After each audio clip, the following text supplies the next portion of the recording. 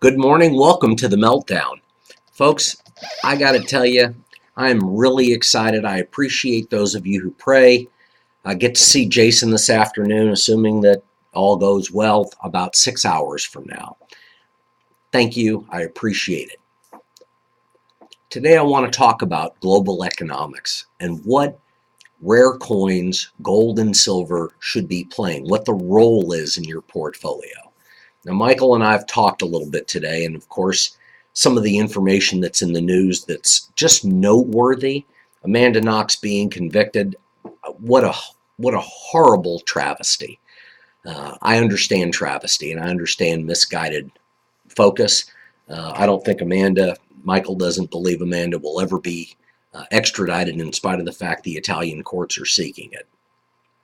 Moreover, it's not the most important fact of the day. It's just one that's getting a whole lot of headline. What's more important is that Congress, the Senate and the House of Representatives, have made decisions regarding food stamps, regarding farm subsidies, what you and I, the taxpayer, are now being put on the hook for because, quote, Congress has made some choices. Now, those choices have been the response from somebody as large as Walmart steps up and says, your effect on the food stamp program that approaches $8 billion is going to affect the bottom line of retailers. It's going to be more stress and pressure on the economy. I listened pretty closely to a couple of guys this morning, and the debate over what the direction is going to be of monetary policy and the United States stepping out on its own and taking care of its own versus the corroboration with central banks. Now, what I'm trying to pull together here is that for nearly 7 years, maybe the past 40 or 50 years, central banks worked in tandem to save the global economy. Well, folks, that's coming to an end. The United States is going to make the stand that it's going to remain the world reserve currency in spite of what's going on around the world. I talked about the 5 major currencies that are in trouble around the world. And remember, in the last 24 months, Donald Trump was very, very positive about Turkey. I even made the claim that Turkey seemed like one of the better places to invest money, but it was short-term money. That's the real problem with our economies, is that the day traders, the traders on the floor, the traders that are sitting at home looking to play the options market by the day, by the week, by the hour, heck, sometimes by the minute. Information travels so quickly that the SEC, FINRA, the other reporting agencies out there were not prepared for, quote, transactions by the moment. But that's what's happening. You can sit there and watch the ticker on any stock or any commodity and realizing that when the market moves, you could see the move in gold from $1,242 to $1,255. 1%, an entire 1%. If you're playing with $100 or $200 million and you're leveraged and you see a 1% gain in the span of 15 or 20 minutes, my gosh, you pull the trigger, you take the profit, you move it over, you put the positions back in place, all the money is where it's supposed to be, and yeah, you know what? On paper, you banked pretty good money. That's what people are playing. And I've got friends, clients who are playing that tight to the market. It's a scary time in the economy. And when I look at global economics and I listen to what the pundits are saying, I worry about the transactions of a percent or 3 or 5 or 10 and realizing how fragile the world is. Central banks have corroborated and manipulated for generations.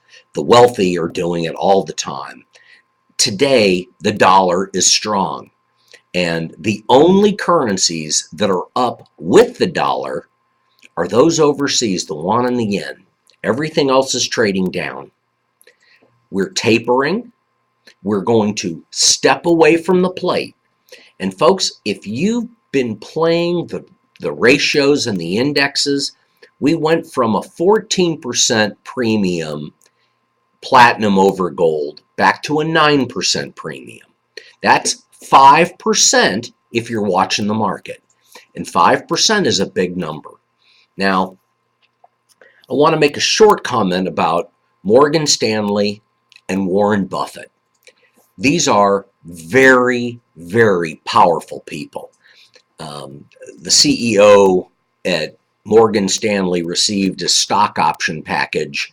He made $14 million based on that. So these guys are controlling brokers. They're controlling billions of dollars. And when you get right down to it, Warren Buffett buys into the banking system.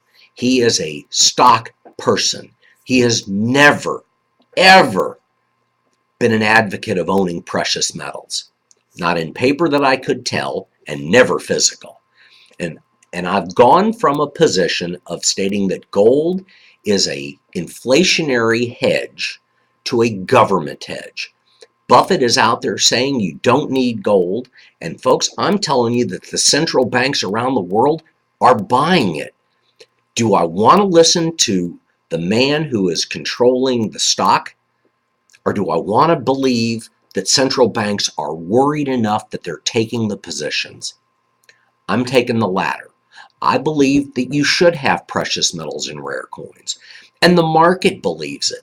It believes it from the standpoint of looking at the collectibles industry and not judging it or tagging it, but realizing that the broad stroke is dealing with everything from diamonds to art to cars to coins to currency.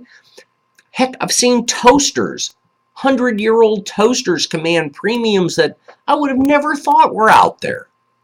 But they are. And they're out there because people who are in the have category, that top 1% of incomes in the United States, don't even get me started about around the world, because when you take on that, you understand that real estate is in vogue. It is not a liquid asset. You can't short sell a property fast enough. I know firsthand. I know somebody who tried to do it in a week's time, but the trigger got pulled and she couldn't do it. But she was prepared. She made the phone calls.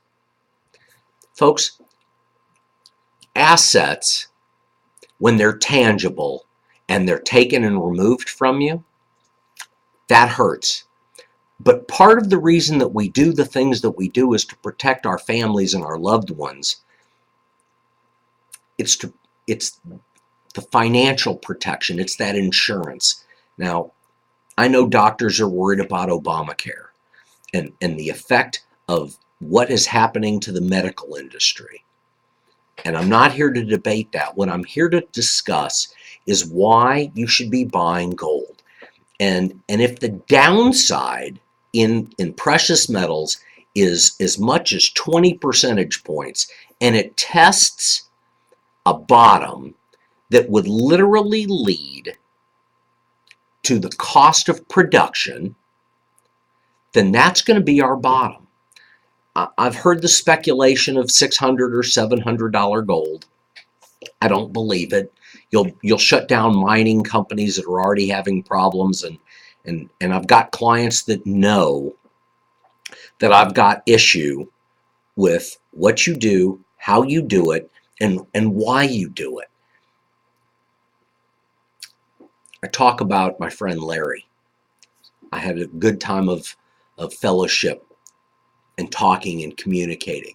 And buying gold $100 cheaper than it is today is a signal that you should be buying it because you're concerned about all the other positions you've got in place. Diversification. This is not a gloom and doom message. When I heard a commentator talk about, he's a fund manager, that the recession ended in 2009, folks, you didn't recover most of what you lost until probably 2011 or 2012. Things look prosperous. Quantitative easing is pulling back, and the stock market is correcting because of it. Now, I've heard claims that the stock market is topped out. I still believe we'll find 20,000 eventually, but the $16,000 to $17,000 range is the top. The bottom could be 6 or 7. And are you prepared to lose half again? That's what it boils down to. Now, I have an IRA, and it's done really well.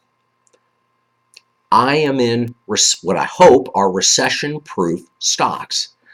The lines at Starbucks, they don't go down, and all the other coffee houses around, they're long lines. People are buying pastries and all kinds of stuff, and they use their credit cards. Well, fortunately, I own some Visa, and I own some Starbucks and Microsoft and the other companies that I've chosen into my own IRA that I manage myself. I want gold and silver because the world wants it. Because when you get right down to it, the decisions that are being made in Congress, this is the worst Congress in history. The midterms are probably going to see the Democrats capture more than they will lose. And the Republicans, I believe, will probably lose the majority. This isn't a debate. I'm not trying to state a position. I'm telling you that we've got problems. And when the aisles cannot compromise and bring solutions to the table, we have problems, period. And it's those problems that you've got to protect yourself against, because they're not out there to protect you. They're not. Laws aren't always there to protect you. You know, I've had people who've said, you know, I needed the local law enforcement agency to get to my home because we had a burglary or whatever the issue was, and the response time was horrible. Well, things happen, and so my point is that you've got to be in a position of protecting yourself, period.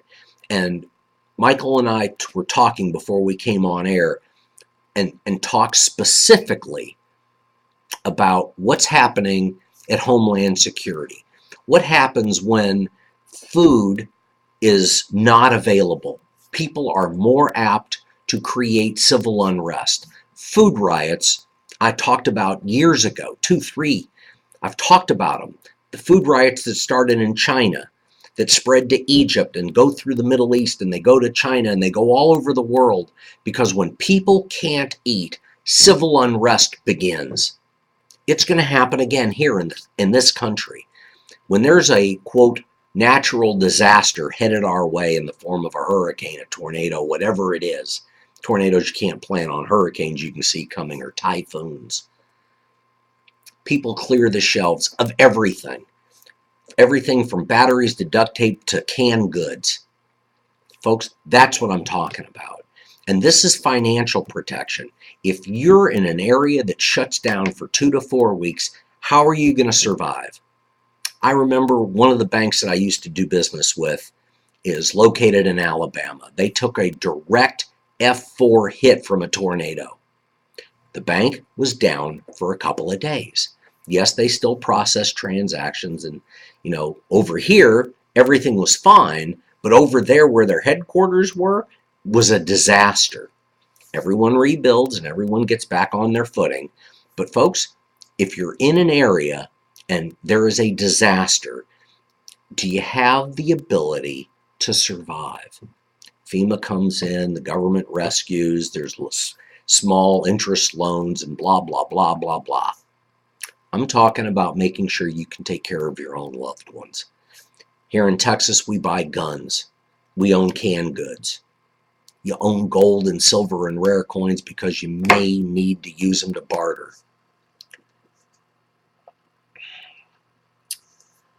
Long term, cycles are disrupted because of the way the economies function.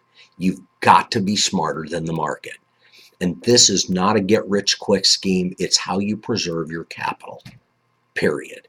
And it's from a capital preservation standpoint that I say, you look at the pie, you decide you want to move a piece of it into an area you may not be involved in, and you're really confused. You want to do the due diligence. Folks, come by the store. We're in Humble, 113 West 1st Street. Call 281-548-COIN. That's 281-548-2646. Hit option 0. We'll get a live voice. You'll be able to talk. This is a short day for me because I do have to drive a couple of hours to see my son. But folks, I will be looking at email throughout the day. That's Brett, B-R-E-T-T, at thegoldexchange.net. Brett with 2 T's, B-R-E-T-T, at thegoldexchange.net.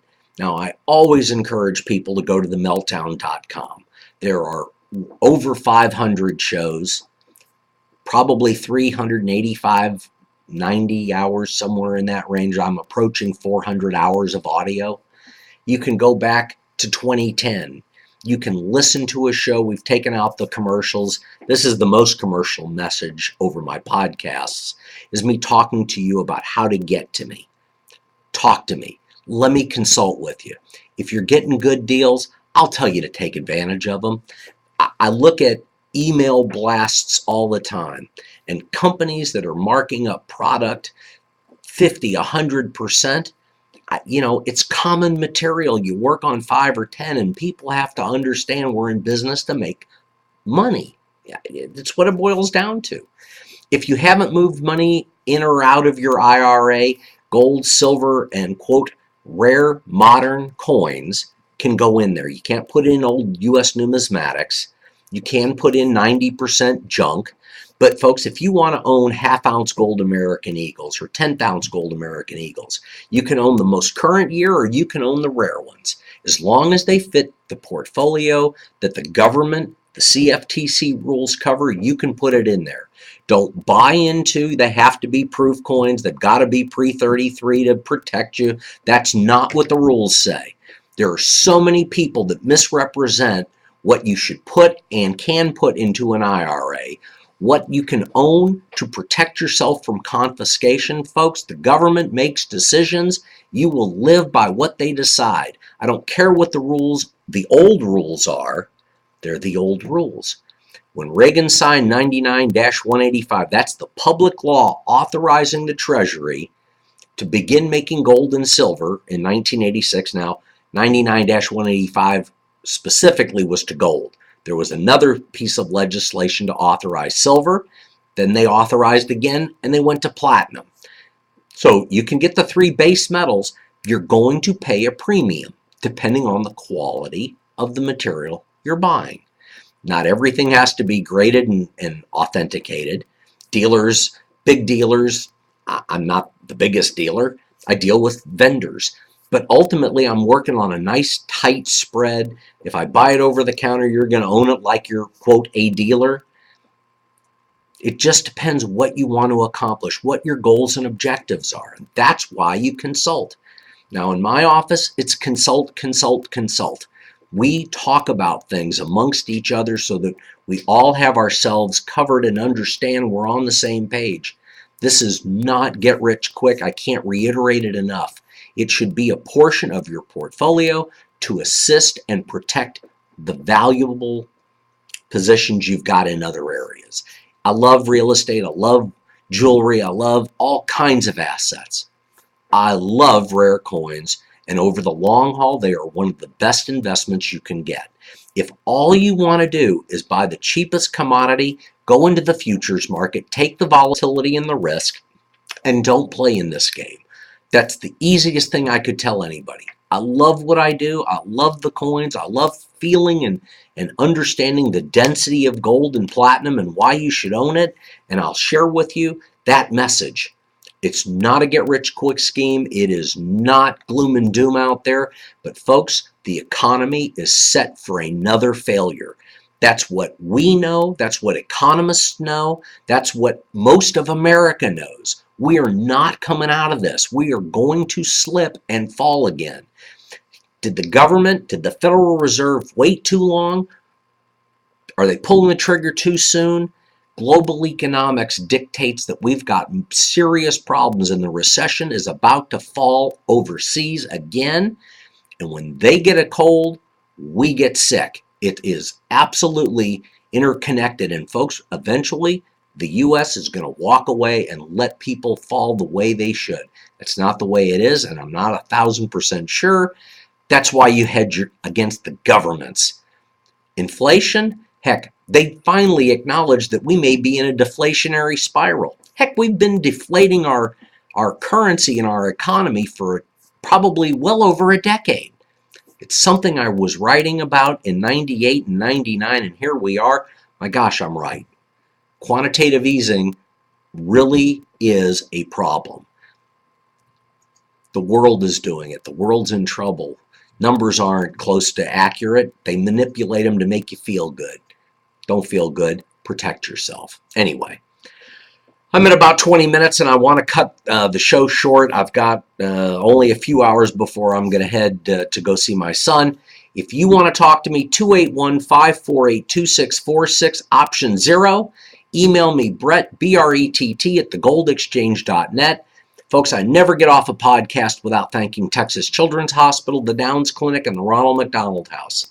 If you visit themeltdown.com, there are donation links. Click on them, give the information up. You'll get a receipt. The information is anonymous for me. The Meyer Center, Dr. Ostermeyer, I adore all of those people. Katie's a great lady. At the Ronald McDonald House inside of Texas Children's Hospital, there's 20 rooms on the 4th floor. There's probably 40 to 80 people a night.